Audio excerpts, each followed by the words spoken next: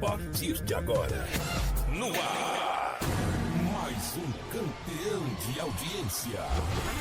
Em um programa feito especialmente pra você. Aumente o som. Aumente o som. E vem pra festa com a gente. Contagem regressiva.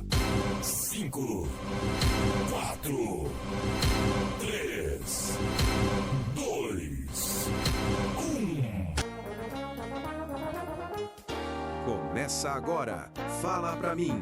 Rádio Cultura FM 107,5. Com Dr. Emerson. Educação, saúde e cidadania em primeiro lugar.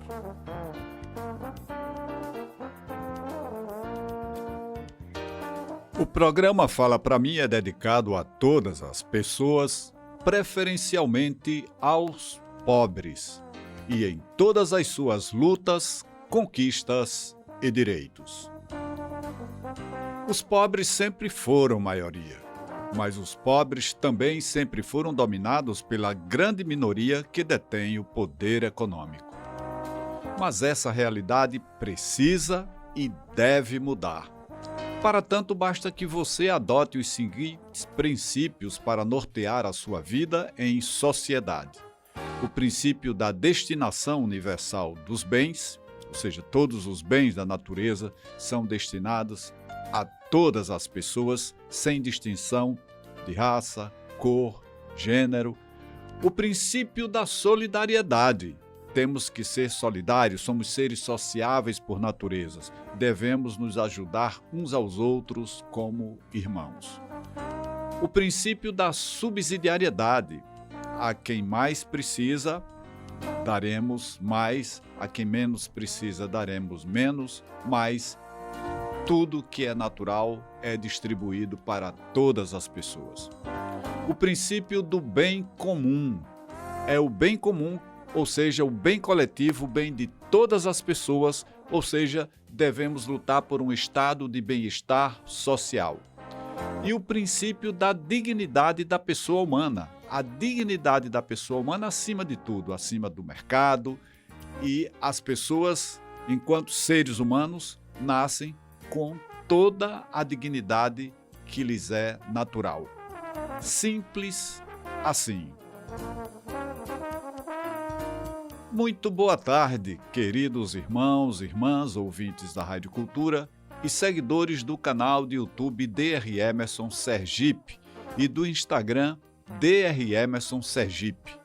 A partir de agora, vou falar para você o que você com certeza só ouve aqui no programa Fala Pra Mim. Educação, saúde e cidadania. Sempre na sua perspectiva. Eu sou o Dr. Emerson e estarei com você até às 15 horas na apresentação de mais uma edição do programa Fala Pra Mim. Meus cumprimentos para toda a equipe do programa. Felisney Souza, o Digenal Alves, o Dr. Antônio Joaquim, o Vicelmo, o Carlos Miguel, o Salvador e a Núzia Costa. Com certeza, todos estarão na audiência do programa Fala Pra Mim. Cumprimentamos também aos amigos da Rádio Cultura que fazem a sonoplastia do programa Fala Pra Mim. Sempre lembrando que o programa Fala Pra Mim é um oferecimento da Clínica Dermoestética. Com uma trajetória de 30 anos, a Clínica Dermoestética é referência em Aracaju e região quando o assunto é cuidado com a pele e bem-estar. Sob a direção do Dr. Emerson, a clínica oferece uma gama completa de serviços que vão desde a dermatologia clínica até procedimentos estéticos avançados, tratamento dermatológico, cirurgias dermatológicas, acompanhamento nutricional, cirurgia plástica e muito mais. Estamos situados na Avenida Engenheiro Hernan Centurion, 540 Jardim, com os telefones 999457211 ou 32137560. Dermoestética, sempre acompanhando os avanços da dermatologia.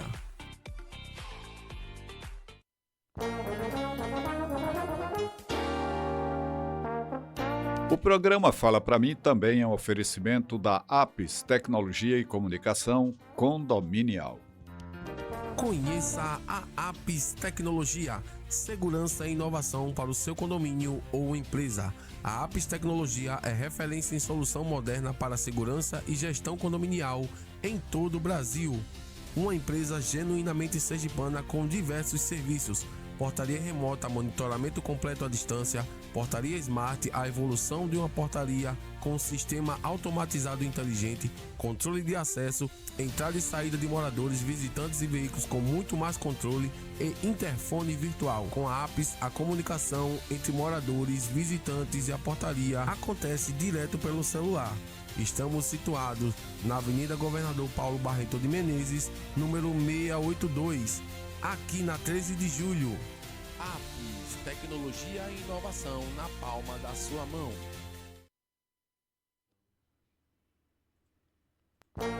O programa Fala Pra Mim também tem o apoio cultural do Conselho Nacional do Laicato do Brasil na Arquidiocese de Aracaju.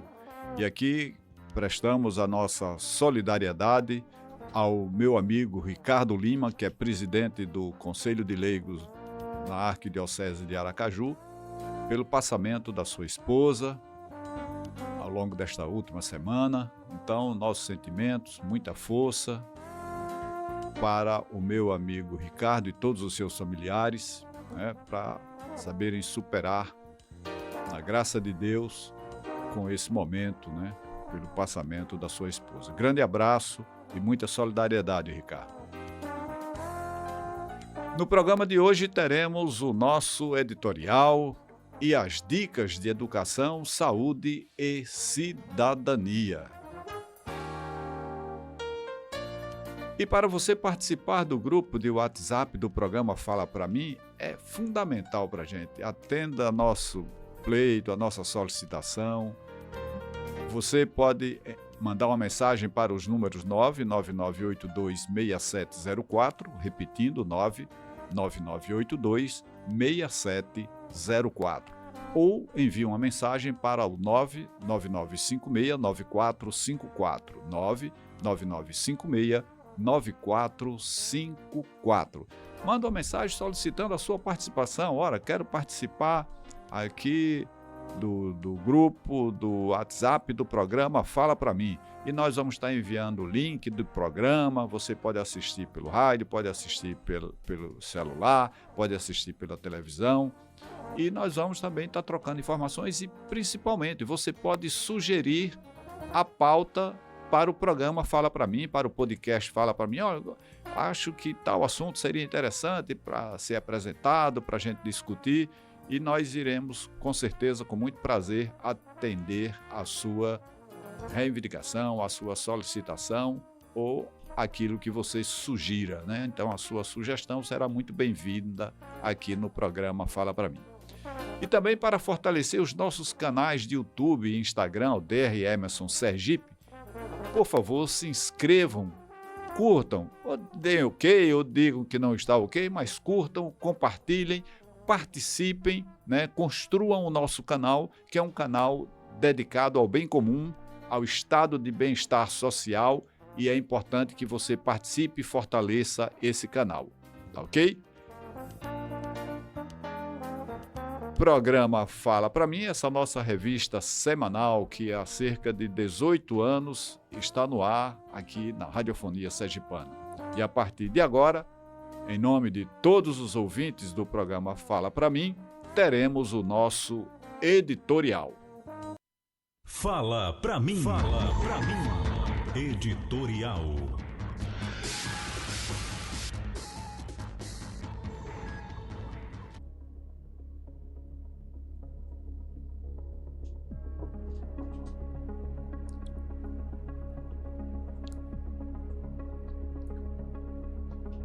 Meus amigos e minhas amigas.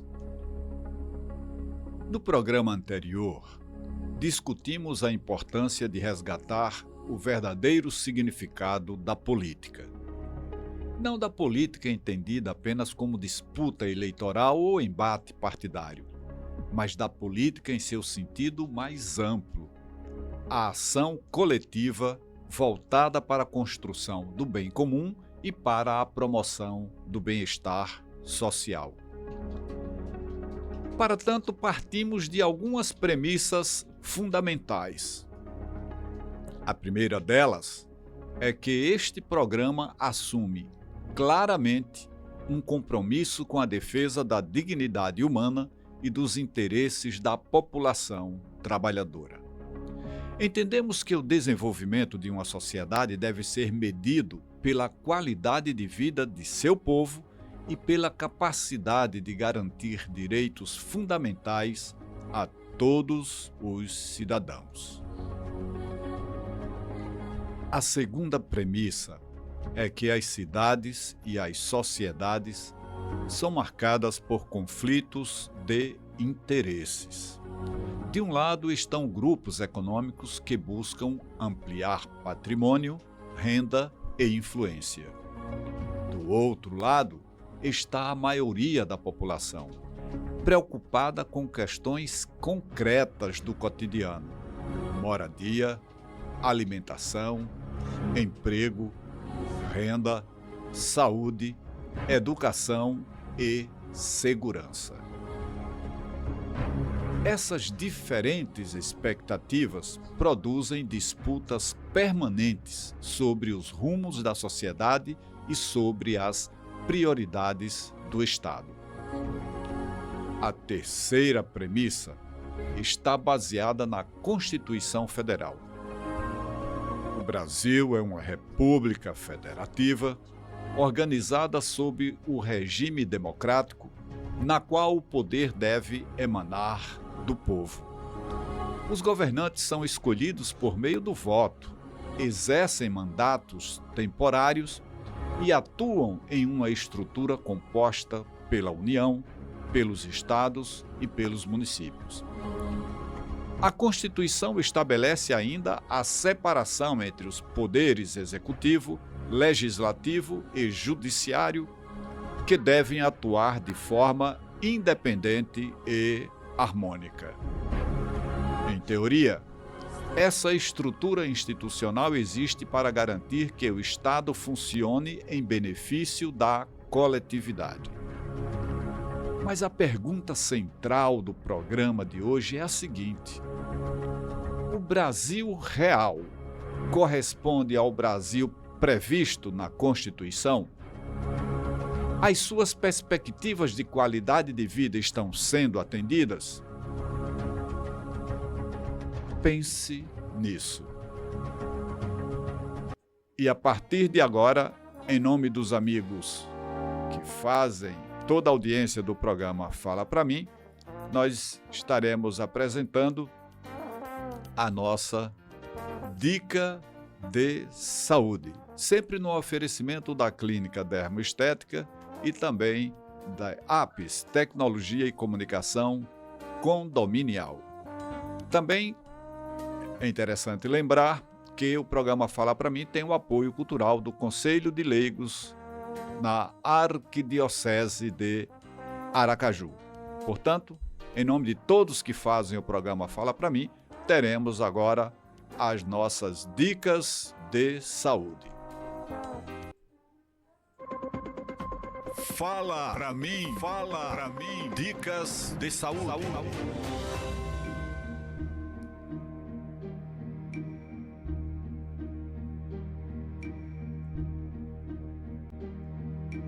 Sergipe, de há muito, é considerado o país do forró.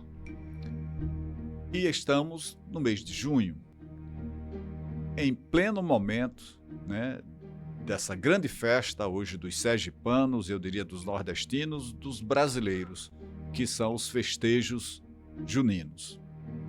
Então, a dica de saúde de hoje é dedicada à prevenção de queimaduras e nada mais pertinente e específico do que fazer essa dica nesse momento dos festejos juninos. O objetivo nosso é a prevenção. Com a chegada das festas juninas, aumentam os casos de queimaduras e acidentes relacionados ao uso de fogueiras, fogos de artifício e exposição à fumaça. A celebração das tradições deve caminhar junto com a adoção de medidas de segurança para proteger crianças, adultos e idosos. As queimaduras podem causar desde lesões leves até sequelas permanentes, além de representarem risco de infecções, internações prolongadas e, em casos graves, morte. Por isso, a prevenção é sempre a melhor estratégia. Cuidado com as fogueiras.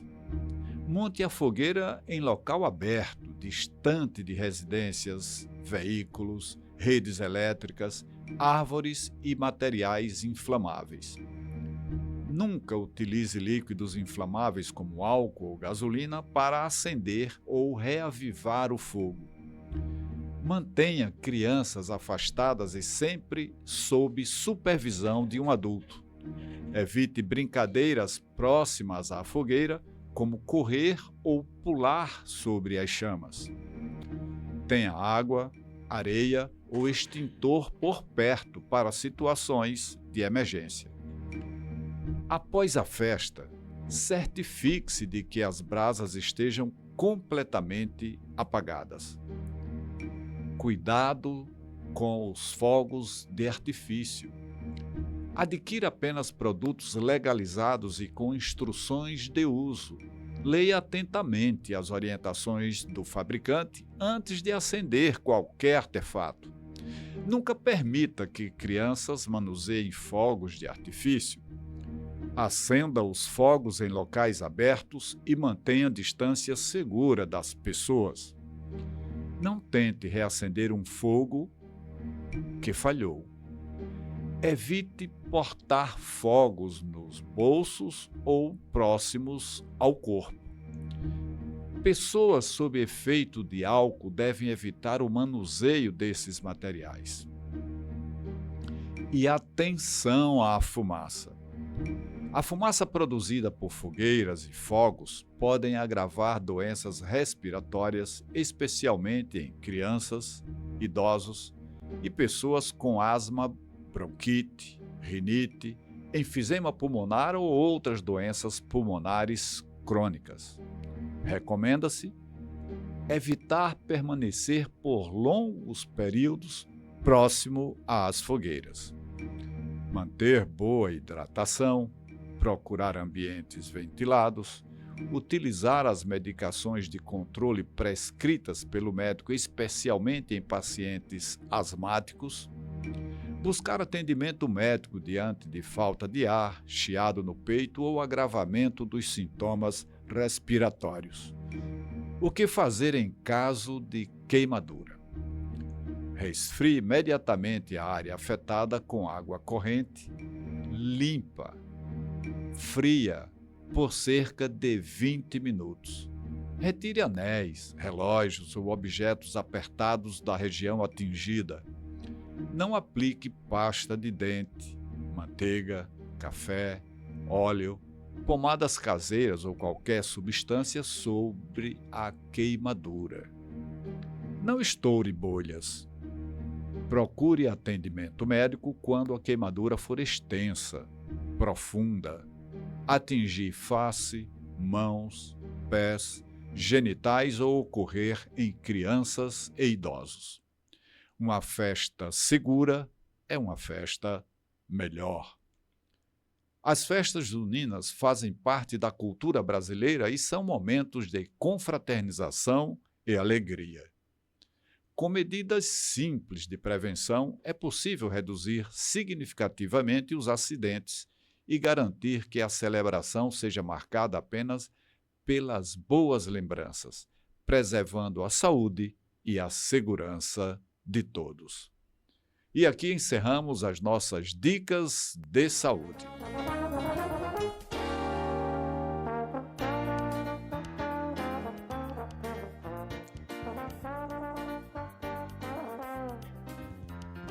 E a partir de agora, em nome do meu amigo Padre Soares, lá da paróquia São Pedro Pescador, em nome do Padre Anderson Gomes, da Catedral, do Padre Cristiano Silvestre, em Itabaiana, em nome da Irmã Moraes, do Dom José Palmeira Lessa, do Dom Genivaldo e do Dom Josafá, teremos as nossas dicas de educação e cidadania.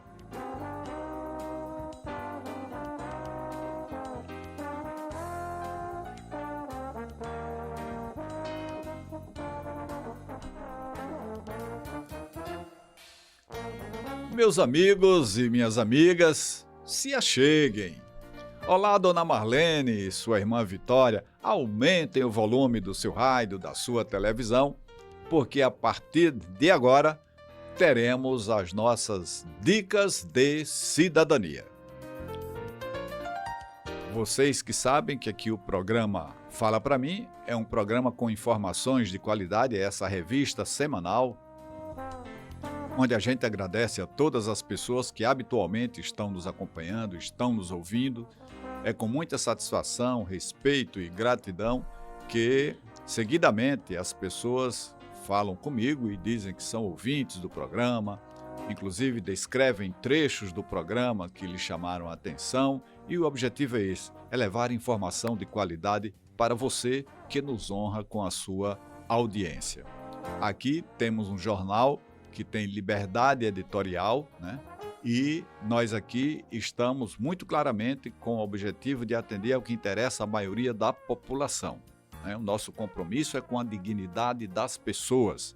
E eu entendo que é dever do Estado, e quando falo aqui Estado, não estou falando do Estado de Sergipe, estou falando do Estado-município, do Estado-Estado ou do Estado-nação, do Estado-União, do Estado Federal. Todos têm como obrigação, como dever, promover o bem-estar social, promover o bem comum, ou seja, promover a felicidade das pessoas. Então, os governos têm que fazer isso com ética, com responsabilidade, com competência e com a devida transparência, tendo a possibilidade e a perspectiva de respeitar a política, ou seja, nós precisamos, através do exercício da vida pública, resgatar a política. E quando se resgata a política na sua integridade, em tudo que a política deve ser, é quando exercemos a atividade pública respeitando a dignidade do ser humano, tendo como prioridade atender ao que interessa ao conjunto da sociedade. Política não é lugar para meio de vida de gente desonesta. E a população tem grande responsabilidade ao dizer não, porque muitas vezes eu escuto pessoas se queixando da corrupção, das coisas erradas que acontecem, e às vezes reclamando que a justiça não agiu como devia, a polícia não agiu como devia. Mas olha, com relação ao julgamento eleitoral, se as instituições falharem, você, a população, as pessoas que estão me ouvindo agora não podem falhar, porque vai competir a você, enquanto juiz de todo esse processo, tomar a sua decisão de dizer sim ao bom político e dizer não ao mau político. E como fazer isso para saber quem é o bom, quem é ou quem não é bom político? Acompanhando a vida pública dessas pessoas, mas acompanhando, tendo cuidado de ser criterioso e não apenas ir buscar a propaganda que cada um faz de si próprio, mas entendendo, por exemplo, pegando o resultado das câmaras municipais, das assembleias legislativas, da Câmara Federal e analisando. Esse assunto é um assunto que o interesse da sociedade está aqui garantido se essa lei for aprovada. Então eu vou olhar, vou procurar saber, e é fácil de saber isso, fácil, até de votações que já aconteceram, quem votou a favor e quem votou contra. Então você vai poder saber se aquele político que você esqueceu. Então a primeira lição é essa. Primeiro, eu diria que a primeira lição é não vender seu voto. Voto tem consequência, voto não tem preço. Você pensa que é esperto e você está sendo idiotizado nesse processo e caindo nessa armadilha de votar em políticos que compram votos. Esse já se apresentam dizendo quem são, desonestos, né? Estão cometendo crime eleitoral. Essas pessoas deveriam estar afastadas do poder, deveriam estar nas cadeias, era onde essas pessoas deveriam estar. Mas, se elas não vão pelo que fazem de errado, mas você no dia a dia toma conhecimento. As conversas que existem nos bastidores, não conversa no sentido de estar queimando, de estar desconstruindo, né, personagens e pessoas, que hoje, infelizmente, muita gente se presta a isso. Mas você avaliar criteriosamente, ver uma boa fonte e dizer, essa pessoa está fazendo errado, então jamais eu posso votar nela e jamais eu posso recomendar um voto nessa pessoa. É assim que nós, enquanto cidadãos e cidadãs, vamos ser juízes, vamos decidir sobre isso e vamos afastar da política e de qualquer atividade que exista as pessoas más, as pessoas que não prestam, as pessoas que não têm caráter e não estão a serviço da população. Então é fundamental. Agora, não adianta a gente estar reclamando e na hora de decidir, né, como bom juiz que vai penalizar essas pessoas, você vai lá atrás de quem quer comprar seu voto e você vende facilmente. É triste, é impressionante como a gente percebe nos processos de eleições, as pessoas, quanto vai me dar para eu votar em você? E recebe algum dinheiro e vota mesmo. Então, é lamentável que isso aconteça e depois é que nós vamos entendendo porque a política vai degenerando, né? E nós vamos estar mostrando aqui no programa de hoje, na nossa Dica de Cidadania, como, até do ponto de vista histórico, como isso evoluiu, para que a gente entenda e aprenda que a solução está em cada um de nós. Agora, não adianta ficar fazendo crítica que os outros estão fazendo as coisas erradas e quando a gente tem a oportunidade de consertar, a gente desperdiça essa oportunidade e vai agir errado também, vendendo voto, votando em político mau caráter, picareta, que não representa o povo, político inimigo do povo. Porque o político que não vota a favor das pessoas e tem outros interesses que não o de defender a dignidade das pessoas, esse político não merece estar na vida política e só vai ser retirado se as pessoas não votarem nele. Se as pessoas não votarem. E é fácil, como está fácil hoje de saber, né? Agora, procure sempre a boa fonte, a boa informação. Não aquela que tem o objetivo de desconstruir pessoas, mas não é difícil. Por exemplo, basta ver, como já disse aqui hoje, o resultado das votações. Qual é o tipo do projeto? Eu vejo muito aí, nós temos senador, nós temos deputado federal, nós temos deputado estadual, nós temos vereador que vive aí dizendo que eu sou a favor do povo, quero defender o povo de Sergipe, vou votar a favor do povo, a favor do povo, mas pegue os projetos que ele apresenta, vá analisar o conteúdo, que você vai ver claramente que ele não representa a população. Ele está ali, muitas vezes, financiado ou conscientemente defendendo interesses que são contrários aos interesses da maioria da população. E aí nós vamos estar conversando aqui no programa de hoje, qual é o recorte da sociedade? Quantos trabalhadores rurais tem nas câmaras, nas assembleias lá em Brasília? Quantos trabalhadores rurais? Quantos trabalhadores da construção civil? Quantos mecânicos? Então vamos pegar o recorte da população. Quantas mulheres nós temos lá? Quantos negros nós temos lá?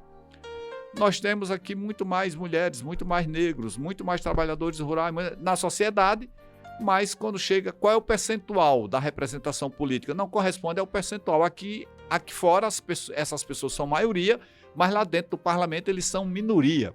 E muitas vezes até alguns desses que racialmente, que economicamente, socialmente correspondem a uma determinada faixa social, na prática lá ele não representa essa parte da população, pelo contrário, está cooptado, corrompido e votando a favor de um esquema que nega a legitimidade da representação popular. Então é tudo isso que nós vamos estar discutindo aqui, trazendo dados, trazendo informações para que você entenda desse processo, preste atenção, porque a gente não pode estar enganado nesse processo. Então, no programa da semana passada, falei para vocês sobre a necessidade de resgatarmos a política. Veja, e quando digo resgatarmos, eu já estou colocando no plural. Ou seja, para que possamos de novo aqui o plural, possamos resgatar a política, isso tem que ser uma ação coletiva. É uma ação de transformação que ninguém vai fazer sozinho. Não vai fazer sozinho. Tá aí, na política não temos que estar esperando, né, aquela pessoa que vai chegar e que vai resolver. Não tem esse, não vai resolver. Desconfie, cuidado com o populismo, cuidado com as pessoas que dizem que são salvadores ou salvadoras. Não Não podemos cair nesse processo de idiotização, tá? Então, vamos, coletivo, no plural, vamos resgatar a política, mas enquanto uma ação coletiva, uma ação de transformação. Então, precisamos resgatar a essência da política, que é a busca, que é a produção do bem comum, a produção de um estado de bem-estar social. Não adianta as pessoas permanecerem pobres, as pessoas estarem num processo de empobrecimento, né? Como os indicadores todos são que aumentam, né? Às vezes, o empobrecimento. Eu já falei aqui outro dia no programa que nós tínhamos 73% da população brasileira pessoas que utilizam exclusivamente o SUS, não tem outra alternativa. Há 3, 4 anos atrás, nós tínhamos 73%, 73, alguma coisa. Agora, nós já estamos com mais de 75%. Ou seja, está aumentando o número de pessoas que utilizam o SUS como única alternativa de saúde para si. E ainda bem que temos o SUS. Devemos reconhecer esse valor do SUS. Mas esse aumento do percentual de 73 para 75 significa o quê? Que há um empobrecimento, é uma forma da gente calcular se as pessoas estão empobrecendo ou não. Então, não adianta propaganda aí, falam muito no PIB, o PIB está crescendo. Sim, o PIB está crescendo para quem? Para menos de 1% da população, que é bastante rica e que vai concentrando renda. Mas para a maioria da população, olha aqui um dado, aumentando o número de pessoas que estão dependentes exclusivamente do Sistema Único de Saúde, do SUS. Então, isso indica que a população está ficando com mais pessoas empobrecidas. Então, nós temos algumas premissas para discutirmos aqui com você, no sentido de que você entenda a sua realidade social, a nossa realidade social. Primeira premissa. O programa Fala Pra Mim tem um lado. Então, aqui você está na trincheira que está do lado do povo e da dignidade das pessoas. Então, aqui nós temos lado. Aqui nós não estamos enganando as pessoas. Nós não estamos aqui, não há uma segunda intenção, né, de enganar as pessoas. Aqui está de resgatar a política, de chamar a atenção para a dignidade das pessoas. As pessoas precisam se fazer respeitar, as pessoas precisam ser respeitadas. E vocês são respeitados e respeitadas à medida que vocês lutam por sua dignidade. Vocês lutam por um estado de bem-estar social. Então, esse é o lado que está o programa Fala Pra Mim. A segunda premissa é que nós já dissemos aqui, já discutimos, as cidades se constituem a partir dos conflitos de classes. O conflito dos desejos. De um lado, os poucos que detêm o poder econômico e têm como perspectiva de vida a acumulação de muita renda e riqueza. Do outro lado, é assim que funciona historicamente a criação das cidades. Do outro lado está o povo que luta por sua subsistência. Preocupado que está com questões concretas do seu cotidiano. Isso é verdade, você que está me ouvindo, pense, reflita sobre isso. A luta da maioria dos brasileiros não é para acumular renda e riqueza. A maioria da população brasileira tem questões concretas no seu cotidiano. Moradia, alimentação, emprego, renda, saúde, educação e segurança. Quem está como perspectiva de vida para acumular renda e riqueza, pensando como é que vai ficar mais rico, como é que vai investir em bolsa de valores, em ações e no outro dia apertar um botãozinho e estar mais rico, essas pessoas não têm essas preocupações cotidianas. Essas pessoas não se preocupam onde que vão morar, se vão ter comida, se vão ter emprego, se tem renda, se tem acesso à saúde, se tem acesso à educação para os filhos, se tem segurança no lugar onde mora. Essas pessoas não têm essa preocupação. Essa é a preocupação da maioria da população. Por isso que nós temos que entender esse conflito de desejos como grande conflito social. É a diferença de perspectiva de vida. Essas preocupações não existem para as poucas pessoas que são realmente ricas. E aqui eu quero fazer uma pergunta ao meu amigo Jorge, lá do Santa Lúcia. O que você acha desse cenário que estamos aqui discutindo, que estamos apresentando? Você que é um cidadão esclarecido, você que gosta muito de discutir a dívida pública do Brasil. Então, o que você acha de tudo isso, né? Desse Estado, ele é de injustiça social ou não? Ele está promovendo como deve o bem-estar social? Porque nós temos historicamente aqui uma população com a maioria empobrecida e uma minoria, cada vez mais minoria de pessoas empobrecidas. A terceira premissa que estamos trazendo aqui para sua apreciação, para que você discuta e reflita sobre sua realidade social, é que o Brasil, através da sua Constituição, adota a forma de República Federativa. O que significa República Federativa?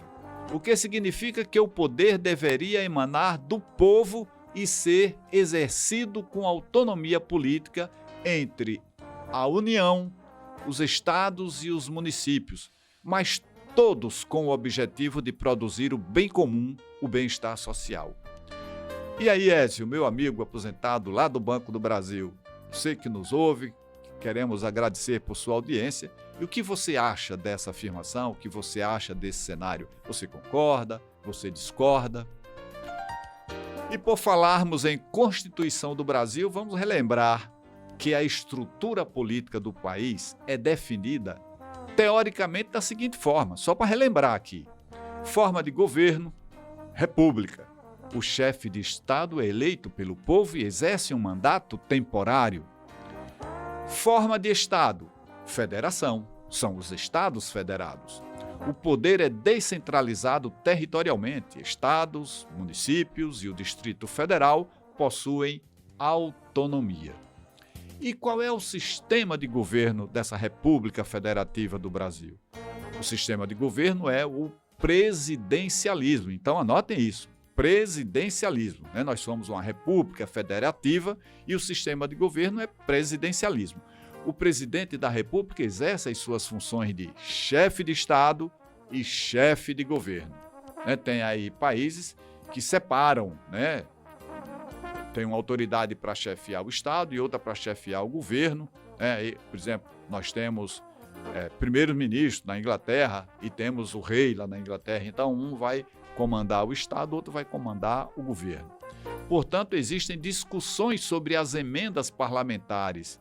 Elas são antirrepublicanas. Já quero chamar a atenção e aqui trazer um problema para a gente. Tá todo mundo, a imprensa discute, legal, dizendo, não, emenda parlamentar é um processo legal, porque tem lei aprovando. Sim, é legal, mas não é legítimo do ponto de vista daquilo que pode interessar a população. É antirrepublicano.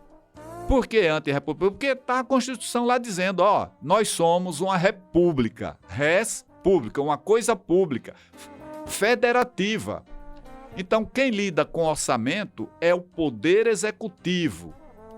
Ao Poder Legislativo, o que é que compete? Aprovar leis. Então, se a gente for estudar esse assunto nós vamos ter constitucionalistas que defendem muito bem e com bastante clareza. A questão das emendas é antirrepublicana, está em dissonância com a nossa Constituição brasileira, que diz que é uma república federativa. Então, quem deve lidar com orçamento é o Poder Executivo. Ao Poder Legislativo compete aprovar leis. Então, essa é uma primeira questão que precisamos entender. Será que não estamos vivenciando um parlamentarismo branco? Será que no momento em que aparecem governos que podem ser contrários ao interesse da hegemonia do poder econômico sobre a política, do controle do poder econômico sobre a política, a economia política controlada pelo poder econômico, na hora que aparecem governos com a perspectiva de não se submeter totalmente a isso, aí promovem mudanças na lei que cria o parlamentarismo branco. Não, peraí, vamos esvaziar esse governo e vamos deixar aqui com uma parte do orçamento encaminhado para os parlamentares. E isso vai em cascata e as câmaras municipais têm emendas municipais, as assembleias legislativas têm emendas legislativas, dos parlamentares estaduais e, na União, deputados federais e senadores também com direito a interferir no orçamento. Eu tenho um entendimento claro né? Se nós temos uma Constituição que diz que nós somos uma república federativa, o orçamento tem que ser da competência do poder executivo e não legislativo. E aí, quando a gente vamos analisar o que está acontecendo no dia a dia. Toda hora tem aí na imprensa uma denúncia de corrupção envolvendo essa história das emendas parlamentares. Então, isso só veio aumentar o escopo, a incidência das corrupções envolvendo o dinheiro público. O que é que diz a nossa Constituição sobre regime político? Somos uma democracia. O poder é exercido pelo povo por meio do sufrágio universal e do voto direto e secreto. Aí aqui a gente é instigado, já faz outra pergunta. Será que o poder é exercido pelo povo? Existem o controle social e a participação popular em nosso país? O povo está participando ativamente? O povo tem o controle de tudo isso? E com essas perguntas eu quero mandar um alô para minhas amigas Lúlia e Jocilene. Um abraço para minha comadre Maria e o Gelson, todos lá no bairro Industrial. O que vocês acham disso? O poder emana do povo? O poder é exercido efetivamente pelo povo brasileiro? O que é que vocês acham disso? Refletir e pensar sobre tudo isso. A lei está dizendo, a Constituição, que o poder emana do povo. Agora, na prática, o Brasil real, isso acontece? Portanto, as pessoas vivem nos municípios que formam os estados e estes formam a República Federativa do Brasil, constituída pelos 3 poderes, executivo, legislativo e judiciário, harmônicos e independentes entre si. É assim que está na lei maior, é assim que está na lei magna, na nossa Constituição, que é dita e reconhecida como Constituição Cidadã. Então, em tese, esse é o cenário ideal. Isso é o ideal.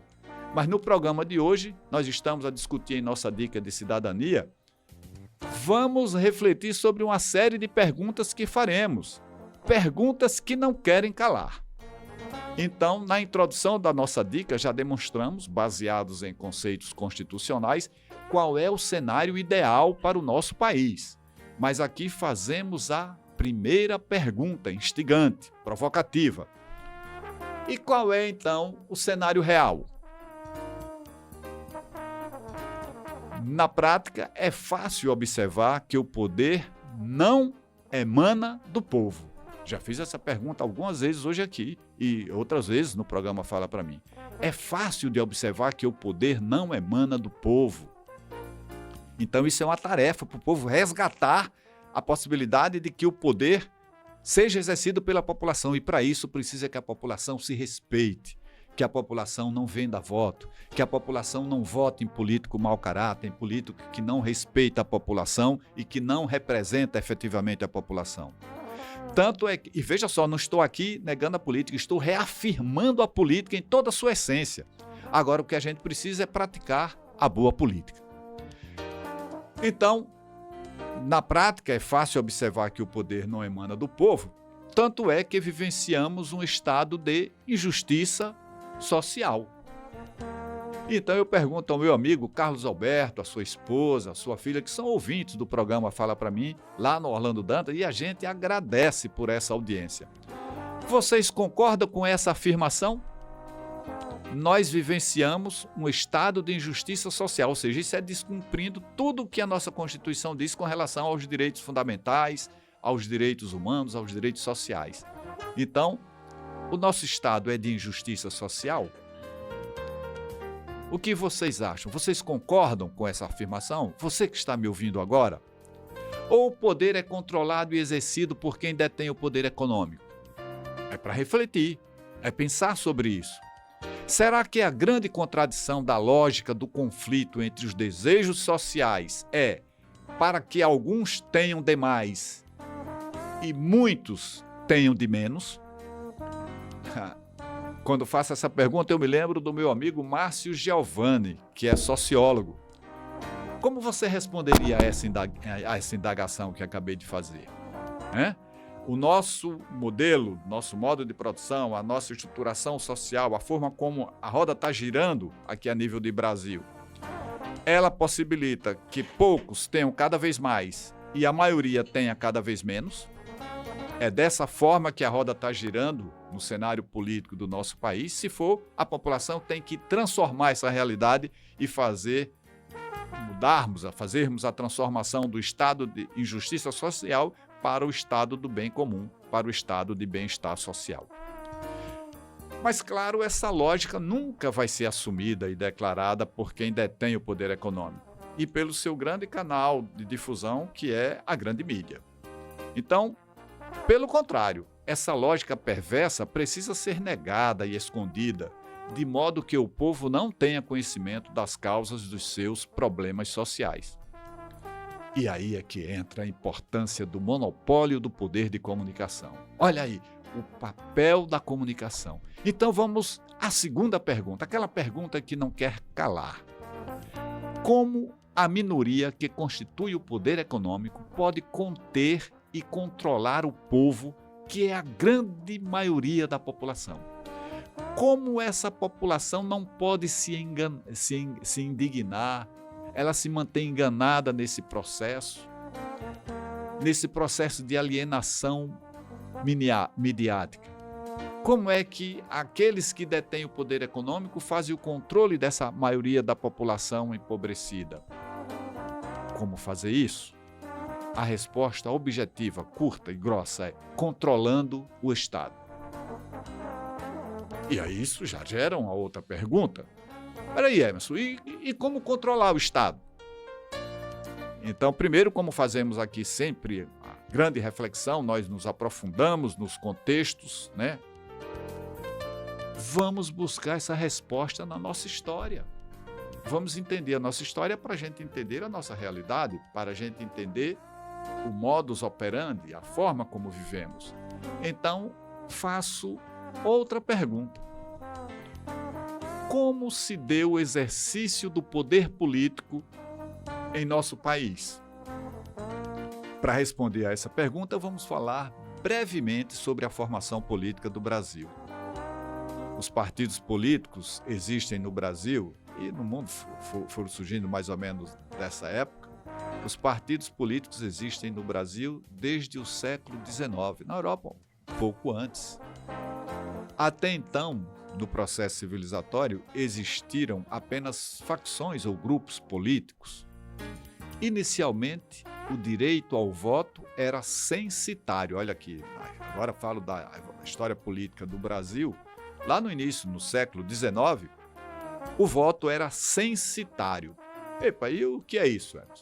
Muita gente sabe, mas para quem não sabe, o voto censitário era que definia que só os homens que tinham posses tinham o direito de votar.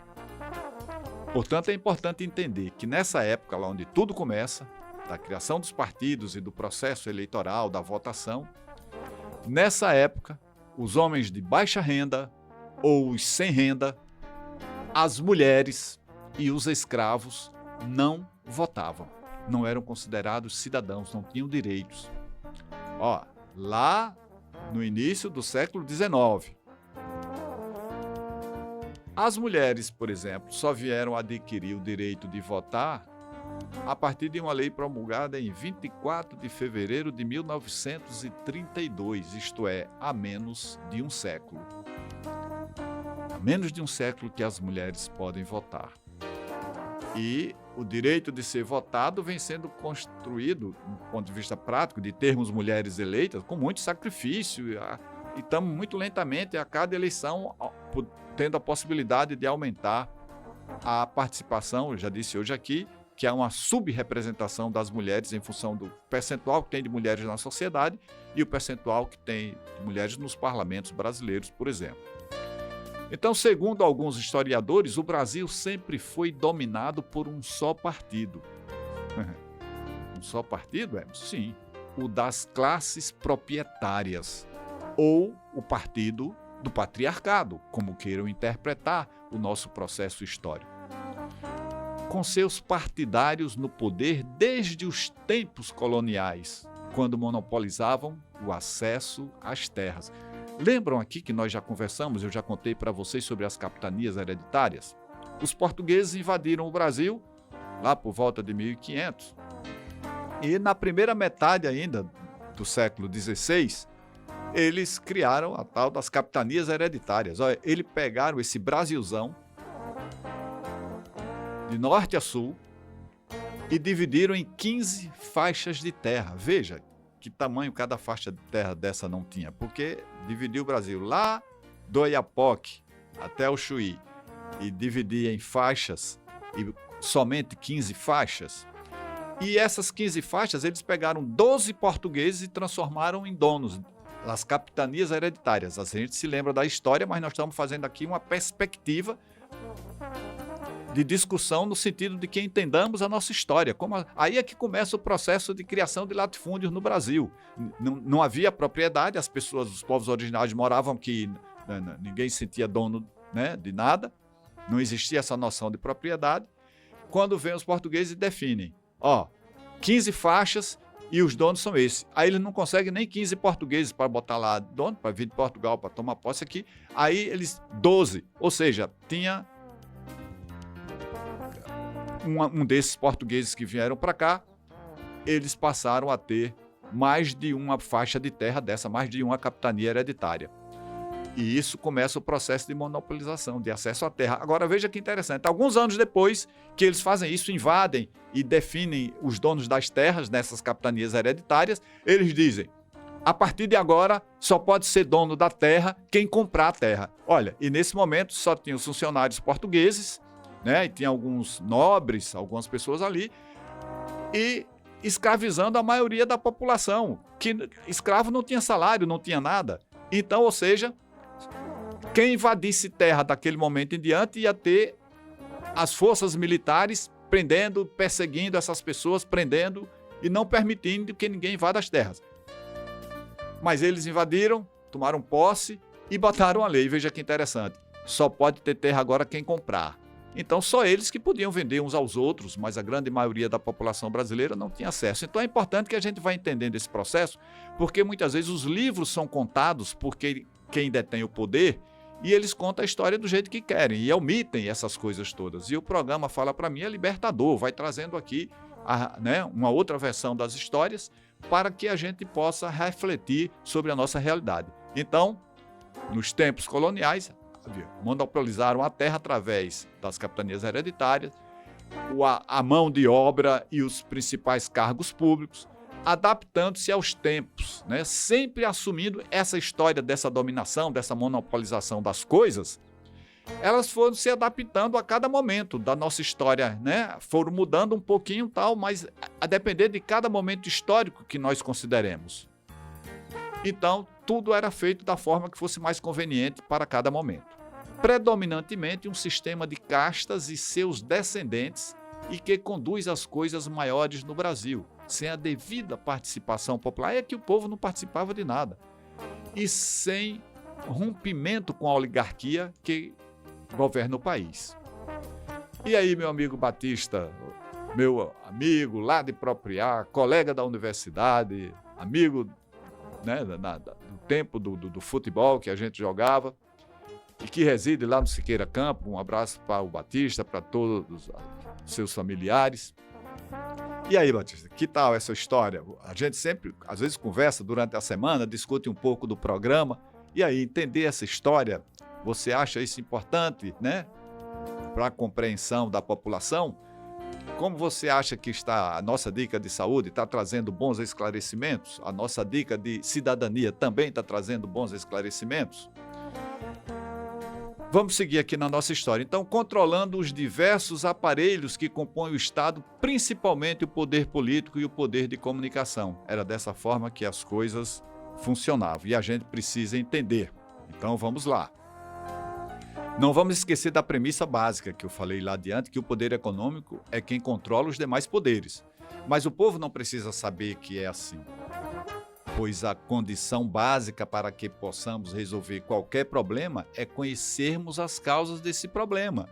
Então, se o povo não reconhece, se o povo está na obscuridade, ou se o povo está alienado, não vai conhecer a sua realidade. E se a gente não sabe a causa do problema, a gente não vai poder resolver. Né? O sociólogo Gessé Souza já sempre nos disse isso no seu livro, né? A Ralé Brasileira, Quem é e Onde Vive. Ele fala, se a gente não reconhece todas as causas de um problema social, a gente perde, a gente não pode esquecer uma causa, porque aí a gente perde a chance de resolver. Então é por isso que o programa está aqui destrinchando essas coisas todas para que a gente entenda a causalidade dos problemas sociais e a gente possa transformá-los, resolvê-los. E se o povo não reconhece que o seu empobrecimento está relacionado ao modo de produção que é controlado pelo poder econômico, ele não vai identificar a origem do seu empobrecimento. Então as pessoas vão achar que são pobres porque não quiseram estudar. Não discutem nem a qualidade e a democratização do acesso ao saber. Será que as pessoas pobres têm acesso a uma educação de qualidade? Se não discutirmos tudo isso, as pessoas vão achar, por exemplo, tem gente aí, eu já vi gente dizendo que é pobre porque as pessoas são pobres porque são preguiçosas. O povo brasileiro é um povo trabalhador por excelência, né? E veja que por aí vai a compreensão, é uma forma de distorcer a realidade, é preguiçoso, não quis estudar, é isso e aquilo, bota uma opção de defeito que faz com que o povo brasileiro, muitas vezes, as pessoas se tornem pessoas de baixa autoestima, pessoas desesperançadas, e por aí vai. Elas só não podem saber qual é a causa real, verdadeira do seu empobrecimento, senão elas vão se indignar e vão querer modificar, resolver esse problema.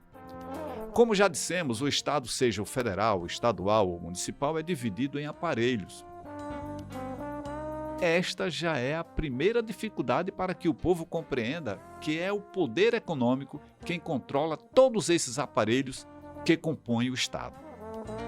O principal desses aparelhos é o poder político.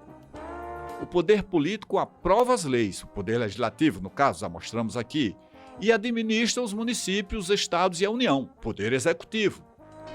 Ao Poder Judiciário compete decidir sobre o cumprimento das leis aprovadas pelo Poder Legislativo. Estamos aqui repassando o que diz a nossa Constituição. E quem é então o poder político, Emerson?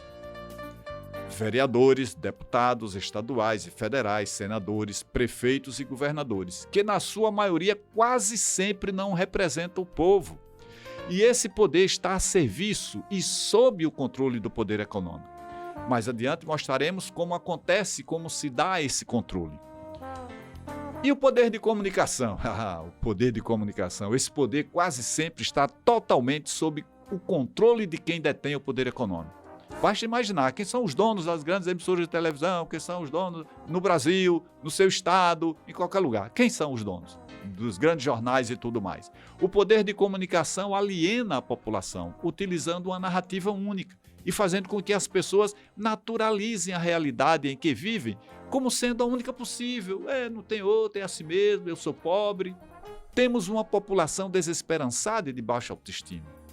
E não deve, nem pode ser assim. Então, veja a conclusão que a gente vai chegando: quem tem o poder econômico controla o poder político e o poder de comunicação. É isso que nós deduzimos, obviamente, de tudo isso que nós estamos falando. Aí faço outra pergunta: e na prática, em nosso dia a dia, como tudo isso acontece? Vamos iniciar nossa explicação pelo poder político. A população brasileira é predominantemente constituída por trabalhadores do setor de serviços, trabalhadores da indústria, trabalhadores da construção civil, trabalhadores rurais, aposentados. Não é assim? Todo mundo sabe que é assim.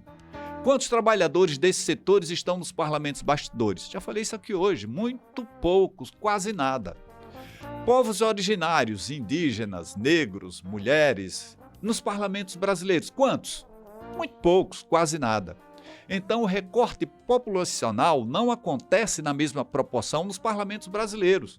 Então, esta é uma evidência de que o parlamento brasileiro não representa o povo brasileiro, porque o povo brasileiro não está fielmente representado nos parlamentos. Tem algo errado, então, em nossa representação política. Então, para você entender, vamos adiante.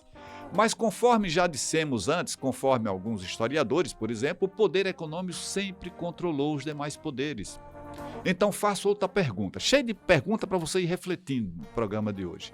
E esse controle se dá primariamente sobre o poder legislativo, responsável pela criação, modificação e aprovação das leis que regem o país? É sobre o poder legislativo que começa esse processo de controle? Ou melhor, Meus amigos que nos ouvem, né, que estão a nos escutar, se você respondeu esta última pergunta com sim, então vamos fazer outra pergunta. Então, como o poder econômico controla os poderes legislativo e executivo? Controlando o processo eleitoral. O poder econômico acaba com a possibilidade de que esses poderes constituídos pelo voto popular possam representar o povo. Na prática, eles representam os interesses de quem financia as suas campanhas. Foi assim desde o período colonial e monárquico, quando apenas os nobres, eu já disse isso aqui, e os homens de posses podiam votar e ser votados. No período da Velha República, na época da política café com leite, eram os donos de terra, os latifundiários, os senhores de engenho que controlavam todo o processo de votação e, em consequência, controlavam a política. Mais recentemente, já na Nova República, e aqui no Nordeste nós temos essa história bem viva, os currais eleitorais dos coronéis foram progressivamente, foram fortes politicamente e depois eles foram sendo substituídos pela compra do voto patrocinado por empresas de diversos setores da nossa economia. Até que, em 2015, e vejam, mudou isso aí. A empresa, pessoa jurídica, não pode mais financiar a campanha eleitoral. Mas isso não foi o Congresso, que eu estou dizendo que o Congresso não está preocupado com o que interessa ao povo, né, em seu processo histórico, que eu mostrei aqui. Foi o Supremo que, julgando a ação direta de inconstitucionalidade imposta pela OAB Nacional, decidiu que não podia mais acontecer financiamento de campanha eleitoral por pessoa jurídica. E aí, uma lei do Congresso, dias após a decisão do Supremo, que foi a lei número 13.165, quem quiser ver aí, é 13.165, de 29 de setembro de 2015, que estabeleceu financiamento por pessoas físicas, recursos próprios dos candidatos e fundos públicos. E aí, assim, quando você tenta resolver uma coisa, que era esse escandaloso processo de financiamento das campanhas eleitorais de pessoa jurídica, aí criam os fundos públicos. Aí os políticos, que dão um jeitinho sempre de se completar das coisas, de se beneficiar das coisas, aí vão por aí, fundo público. Então surge o fundo eleitoral, que retira dinheiro das políticas públicas, tem o seu valor corrigido a cada eleição, produzindo um viés de elevado índice de reeleição de políticos, que muitas vezes, e em decorrência dos seus votos nos parlamentos brasileiros, são descritos em parte da mídia como inimigos do povo, ou seja, não representam o povo brasileiro. Outro foco dessa usurpação da representação popular se dá através da criação das emendas parlamentares, que também têm contribuído para a reeleição de políticos e, infelizmente, tem sido alvo da prática da corrupção, conforme denunciado frequentemente pela mídia e objeto de processos no judiciário. Agravando esse cenário, temos a progressiva terceirização do serviço público e a privatização de empresas públicas, também alvo de denúncia de corrupção e desserviços prestados à população. Mas não podemos esquecer que todo o aparato legal para que as privatizações e as terceirizações aconteçam, essas leis, elas são aprovadas por nossos parlamentares e colocadas em prática pelos poderes executivos. Então, falta legitimidade e transparência em todo esse processo. Concluindo tudo isso, demonstramos, então, em nossa dica de cidadania, a importância do contexto histórico para entendermos a nossa formação política, a nossa realidade, além de entendermos quanto a falta de representação e participação populares, a falta de transparência na administração pública, a falta de controle social, esse desvio do fundo eleitoral e as emendas parlamentares impactam negativamente a vida da grande maioria da população brasileira. E com essa afirmação, encerramos o programa Fala Pra Mim e fica aqui o convite para que estejamos todos juntos na próxima semana. Muita paz, fiquem com Deus.